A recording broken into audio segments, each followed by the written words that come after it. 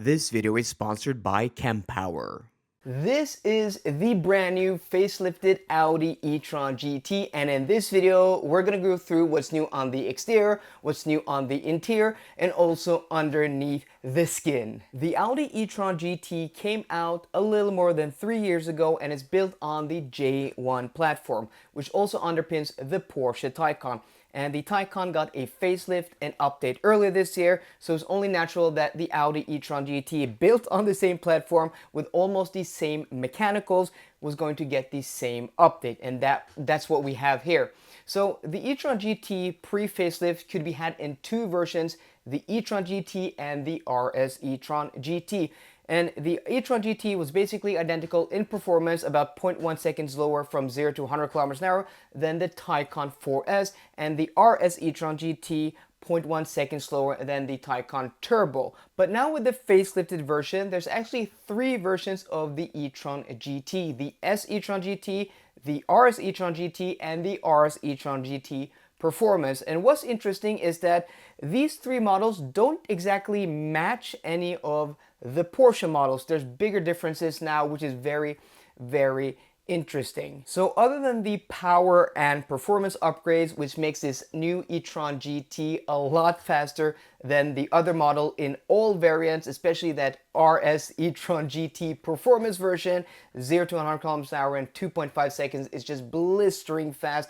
There's also an upgraded battery pack. So the old battery pack had a usable capacity of around 84 to 85 kilowatt hours. This new one has a usable capacity of 97 kilowatt hours, which is a lot bigger. And also the charging speed is now bumped from 270 kilowatts to 320 kilowatts. So these numbers are exactly the same as we saw with the Plus battery in the Taycan. That comes with two battery pack sizes in the cheaper models. So there aren't any official WLTP range numbers yet, but we can look to the Taycan to see what this new version will be able to achieve.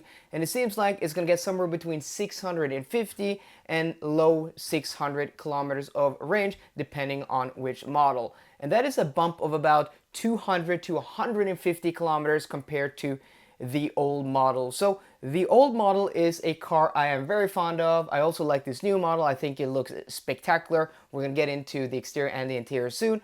But I actually owned an e-tron GT back in 2021 after having a few on loan as press cars. I just completely fell in love with that car, and I did an amazing European road trip. I'll link that down below, where I drove the car like almost 10,000 kilometers in the first 2 months. I took it from Norway down to the south of Germany and back, and just had a blast with that car. I actually went and visited the Porsche factory at that time. So that was a spectacular car, and it always got better range in the real world than the WLTP rated numbers suggested. So still, after like 3.5 years since that car came out, it is still one of the best performing in both my range test, getting the best outright range of any electric car I've tested, almost 400 kilometers on the motorway in real world testing at 120 kilometers an hour, and also because of the fast charging speed and that good efficiency, is also one of the best traveling companions when it comes to taking on a longer trip, because it charges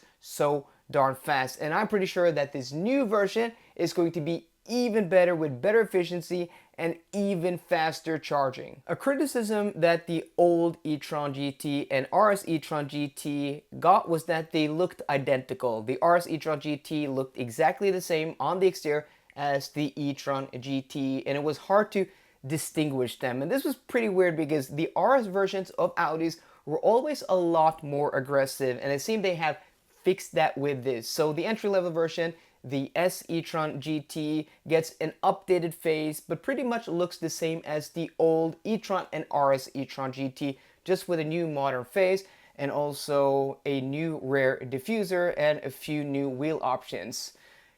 It looks identical to the old car, and that is not a bad thing, because I think it is one of the absolute best looking electric cars, if not cars period.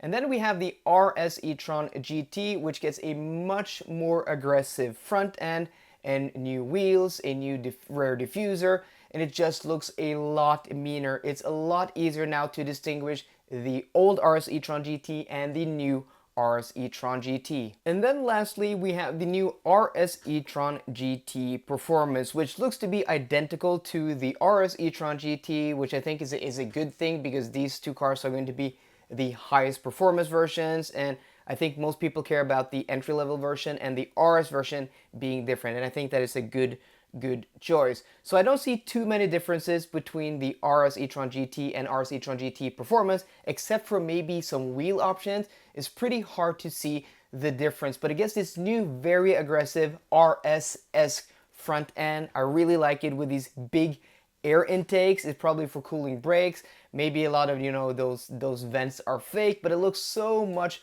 more aggressive. And also that rear diffuser with that single brake light or reflector in the center, almost like an F1 car or a GT Le Mans car. It is pretty cool, and I'm loving this new dark green color and also the new wheel options. I just think it looks really nice. The new RS E-Tron GT, RS E-Tron GT, and RS E-Tron GT Performance, but especially the RS version. Kempower offers some of the best DC fast chargers in the world with their unique, sleek, and modern load balancing charging satellites. The small satellites translates to spacious and airy charging locations. When you as a user roll up to a Kempower charging station, you don't have to think about connecting to a charger that delivers the correct speed for your car. The Kempower load balancing chargers automatically will allocate the correct power to your car, maximizing the charging speed for the whole site. When connected, Kempower chargers have a QR code you can scan, and this way you can easily monitor your charging session remotely regardless of payment method. This is just super cool. A huge thanks to my friends at Kempower in Finland for sponsoring this video. And then we have the interior, which also is pretty much unchanged. I mean, it's very nice that Audi didn't do too much to change the e-tron GT. Porsche changed quite a bit with the exterior, especially the front end with the facelifted Taycan, and it hasn't sat, well with a lot of people. I think the pre-facelift version of the Taycan looks better than the new one. I just think the headlights just look more natural in the pre-facelifted version. That may be because I actually own a Taycan Cross Turismo. That is my daily driver, but I just prefer the old look. But when it comes to the interior also, they have done very little to change the interior. And that is very nice because the old interior of the e-tron GT was also pretty spectacular. One of my favorite interiors, and it just feels special. So the only changes I see is that the steering wheel is new, where instead of the old physical buttons, it has now the same style of buttons that we see in the Audi Q4 e-tron and the Q6 e-tron, which I think is a small step in the wrong direction, because I think the physical buttons that Audi have in their other models are one of the best. The ergonomics in Audis is just a masterclass in my opinion. I made a few videos about this. But these touch buttons, which are a little bit capacitive and touch, but actually have an element that you can press on, so they are physical in that sense, is one of the best of the buttons that aren't, right out physical. So they work very well. I think they work like 95% as the old setup. So it's a small, move in the wrong direction in my opinion, but it could have been a lot worse like other manufacturers. And also there seems to be like a boost button on the steering wheel, and also an RS button that's probably, programmable or puts you in the most aggressive setting. Other than that, I can't see any differences on the interior, and that is nice because it is a spectacular interior. Then lastly, we have a big bump in pricing. So here in Norway, the old model started at 1.1 million kroners, or about 100,000 euros, and the new model, though with a lot more power, a much bigger battery, and it also may have more standard equipment. We don't know yet because it's not on sale before later this summer, so there's no configurator for this new model yet, at least not at the time of filming. The new model is about 250,000 kroners more, or about 20,000 euros more. And if you're getting more equipment as standard, I don't think that is a bad, price bump. But we'll have to see. You're getting a lot more performance. The old model, the entry-level model, did 0 to 100 kilometers an hour in 4.1 seconds, which wasn't slow. But this new model does 0 to 100 kilometers an hour in 3.4 seconds, only 0.1 seconds slower than the old RS model. So when you consider that the Audi S e-tron GT has basically the same performance as the outgoing RS e-tron GT, but with a much bigger battery pack and faster charging at a lower price compared to that, I don't think it is a bad value proposition.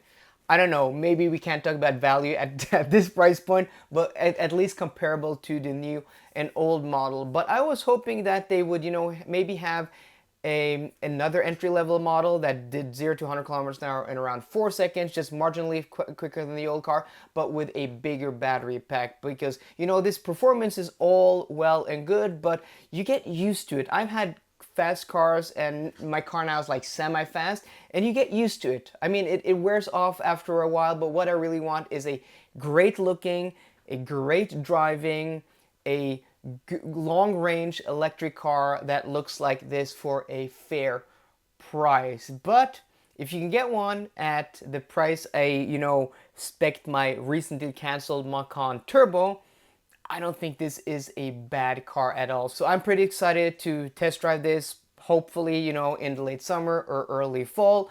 So guys, let me know what you think about the new Audi e-tron GT, the S e-tron GT, RS e-tron GT, and RS e-tron GT performance. Are you excited?